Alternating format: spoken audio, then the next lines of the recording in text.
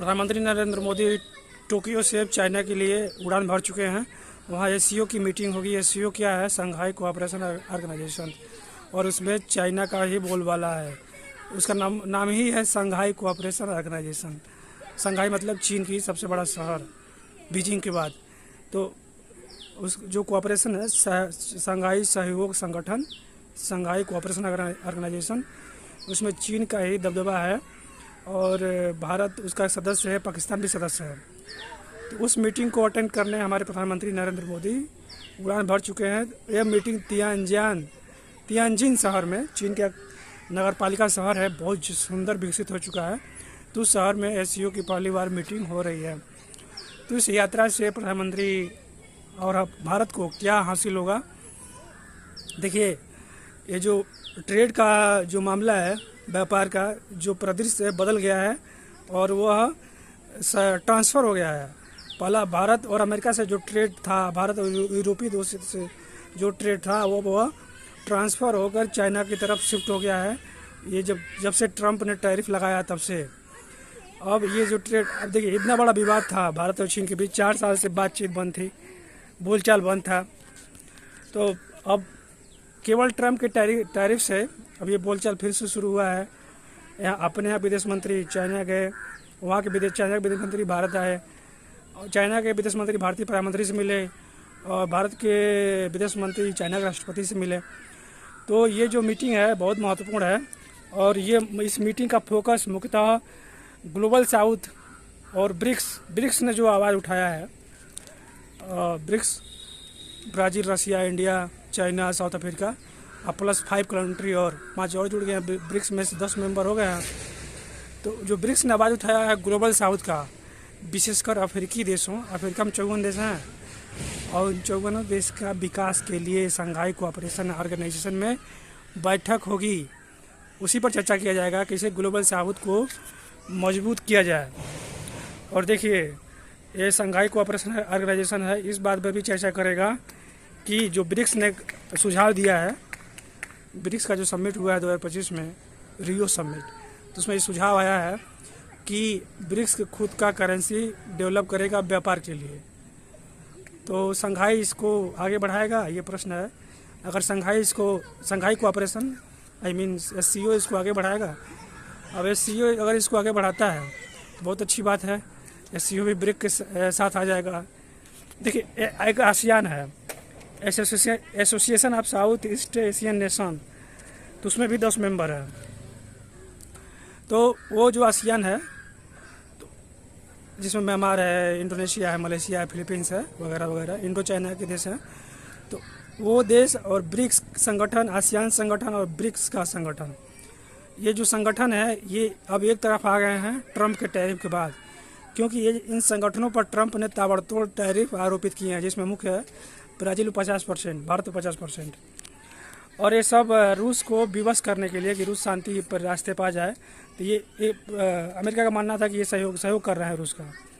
तो इसके बाद, इस विषय के बाद, ये संघाई में इस विषय पर चर्चा होगी, संघाई कोऑपरेशन ऑर्गेनाइजेशन में, जो तियानजिन में मीटिंग होने वाली है, कि अपना एक ग्लोबल साउथ का अपना एक डॉलर की करेंसी, डॉलर को ऑप्शन हो। अब डी-डॉलराइजेशन की बात चल रही है, मतलब डॉलर को अब व्यापार में कम लिया जाए। पहले व्यापार पूरे विश्व में, आसियान में, ब्रिक्स में और एससीओ में व्यापार में डॉलर में ही व्यापार होता था। लेकिन अब ट्रंप के टैरिफ के बाद अब ये देश काफ़ी निराश हो गए हैं और वो अपने खुद का करेंसी लॉन्च करना चाहते हैं, ब्रिक्स ने भी कहा भी है। तो एससीओ में इस पर चर्चा होगी कि ग्लोबल साउथ के देशों के बढ़ाने के लिए, उनकी अर्थव्यवस्था बढ़ाने के लिए हम अपना एक करेंसी, एक साझा करेंसी लॉन्च किया जाए। जैसे यूरोपीय यूनियन का है ना अपना साझा करेंसी, यूरो, डॉलर, और उसी तरह एससीओ चाहे ब्रिक्स का चाहे ग्लोबल साउथ का अपना एक साझा करेंसी हो। अब यूरोपीय में छोटे छोटे देश कैसे आ गए हैं? क्योंकि उनका एक बाज़ार है, जिसे कहते हैं यूरोपीय यूनियन बाज़ार। उनका एक पार्लियामेंट भी है, एक साझा पार्लियामेंट है। अब वो छोटे छोटे देश मिलके, जर्मनी, फ्रांस, और ग्रेट ब्रिटेन, ये सब बहुत ताकतवर हो गए हैं, क्योंकि अब साथ मिलकर, हालांकि यूके निकल गया, यूरोपियन ब्रेग्जिट में से निकल गया, तो अब ये इसी पर चर्चा होगी संघाई कोऑपरेशन ऑर्गेनाइजेशन में। भारत भी इस पर चर्चा करेगा कि हमारा अपना ग्लोबल साउथ का या ब्रिक्स का या SCO का अपना एक ऐसा करेंसी हो, चाहे वो चीन का युआन हो, चाहे रसिया का रूबल हो, चाहे भारत का रुपी, इसमें एक्सचेंज किया जाए। हमको लगता है विकल्प दिया जाएगा, तीनों विकल्प दिया जाएगा, रूबल को और चाइना का जो युआन है उसको, और भारत का जो रुपी है, इन तीनों में किया जाए और व्यापार किया जाए। और जो देश, क्योंकि तीनों बड़े देश हैं और विश्व के, भारत चीन तो टॉप 4 में आते हैं अर्थव्यवस्था में, एक टॉप 2 पर है, एक टॉप 4 पर है, तो या तो रुपया या तो युआन या रुपया, 2 विकल्प उपलब्ध कराया जाए, और तीसरा रूबल हो सकता है। तीनों को उपलब्ध कराया जाए SCO में। रूस भी SCO का मेंबर है, तो ये विकल्प दिया जाए कि आप इसमें ट्रेड करिए, तो डॉलर का वैल्यू घट जाएगा। जब ये लोग आपस में ये ट्रेड करने लगेंगे, रूबल में, रुपी में, चाहे युआन में, तो डॉलर का वैल्यू, जिसमें एक डॉलर का 80 रुपये ज़्यादा है, और एक युआन कितना होगा, 12 रुपया, 16 रुपये के आसपास होगा, जबकि रूबल बराबर ही है, रूबल और रुपी। तो रुपया भारत को लाभ होगा, जो हमारे एक्सपोर्टर है, निर्यातक है, उनको ज़्यादा रुपया नहीं खर्चा करना पड़ेगा, और भारत का अपना मुद्रा भंडार जो फॉरेक्स रिजर्व, उसको चिंता नहीं करनी पड़ेगी। हालांकि भारत का पर्याप्त मुद्रा फॉरेक्स रिजर्व है, $700 बिलियन इस समय है। तो डॉलर का जो महत्व है व्यापार में, जो वर्चस्व कम होता जाएगा, और ट्रंप ने इसको देशों को, ग्लोबल साउथ देशों को सोचने पर विवश कर दिया कि अपना खुद का व्यापारिक करेंसी हो। तो संघाई कोऑपरेशन ऑर्गेनाइजेशन की मीटिंग में इस बात पे चर्चा होगी, और ये बहुत ही महत्वपूर्ण होगा।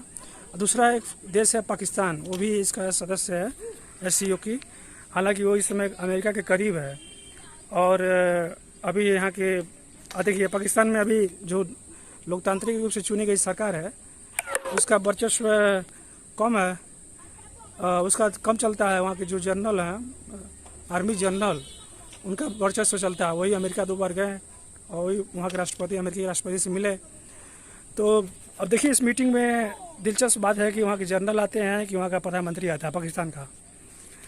SCO की मीटिंग है, तो भाई जनरल ही हर जगह जा रहा, जनरल की भेजिए देखते, लेकिन जनरल हमको नहीं लगता जनरल आएंगे, क्योंकि ये पॉलिटिकल ऑर्गेनाइजेशन है, तो वहाँ के प्रधानमंत्री को भेजेंगे। हालांकि सबसे ताकतवर पाकिस्तान में माना जाता है वहाँ आर्मी जनरल को।